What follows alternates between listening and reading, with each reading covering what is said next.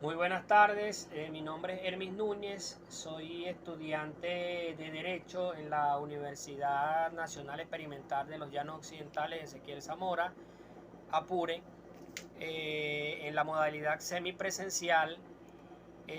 Hoy es 12 de octubre, Día de la Resistencia Indígena. Estoy grabando este material audiovisual como parte de actividad evaluativa para el subproyecto Sociología Jurídica en el módulo 2, actividad número 3.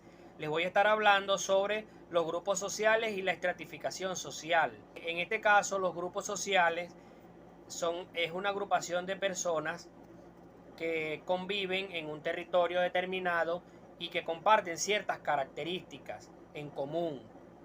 Eh, Entre las características de los grupos, valga decir, tenemos que generalmente tienen una estructura, hay una interacción entre sus integrantes y tienen objetivos e intereses en común.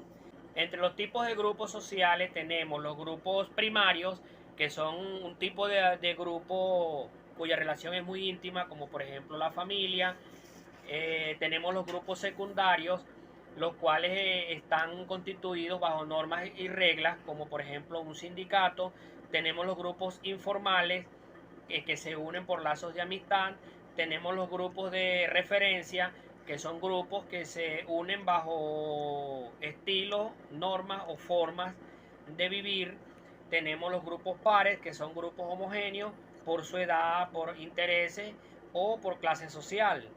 Hay una clasificación de los grupos de acuerdo al psicólogo George Zimmer, el cual estudiaba la dinámica de grupos pequeños y los dividía en driadas y triadas. Las driadas, que son grupos compuestos por dos personas, y las triadas, que son grupos compuestos por tres personas. Eh, Vamos a hablar sobre la diferencia entre comunidad, sociedad y masa. Las comunidades, como todos sabemos, son aquellas agrupaciones de seres humanos que tienen elementos en común, tales como idioma, costumbres, etcétera. Por su parte, las sociedades son un tipo de comunidad que se organiza según la racionalidad de los seres humanos, pues.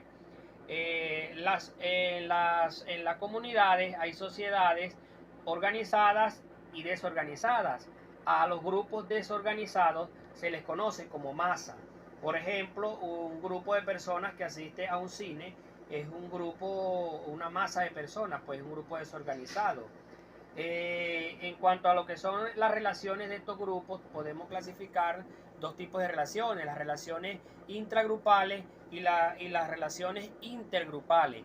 Las relaciones intragrupales son aquellas que se dan entre miembros de un mismo grupo, y las intergrupales son las relaciones que se dan entre miembros de grupos diferentes. Vamos a hablar entonces de la cohesión grupal, entendida como la fuerza o el alcance que tienen los grupos. Cabe destacar que esta fuerza y este alcance generalmente es impulsada por un líder. El líder es una persona del mismo grupo que ejerce la jefatura o digamos el liderazgo de ese grupo.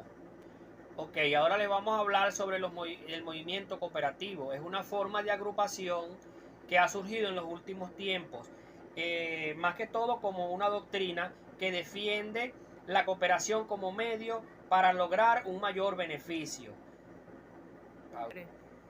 Ahora bien, les voy a hablar sobre la estratificación social.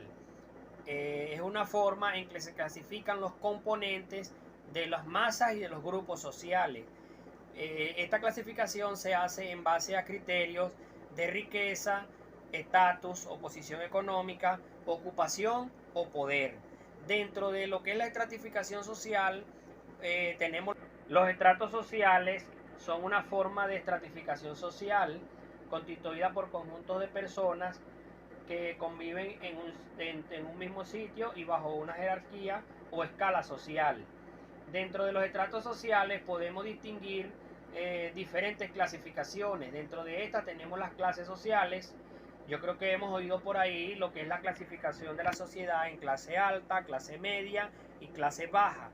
Estos criterios de acuerdo a riqueza, o poder adquisitivo.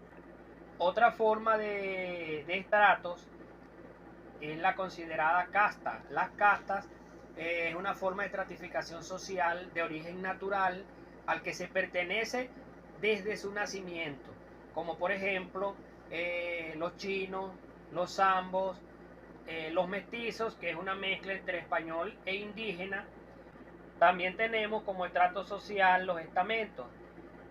En la antigüedad se daba mucho esta clasificación porque es lo que conocemos como la nobleza, que estaba constituida por el rey y sus familiares o sus allegados, y el clero, que era una representación, digamos, religiosa, y estos dos eran los que ocupaban las posiciones de poder.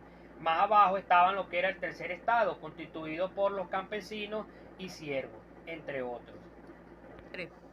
Otra clasificación de los estratos es las conocidas élites, que son grupos que ostentan un alto grado de poder y de poder económico y de poder, digamos, político. Existe otra clasificación más individualizada, que es lo que conocemos como rol. El rol es un papel o función que cumple una persona dentro de un grupo, y los estatus, que es la posición que ocupa una persona dentro de la sociedad. Esta es toda mi intervención. Muchas gracias por su observación.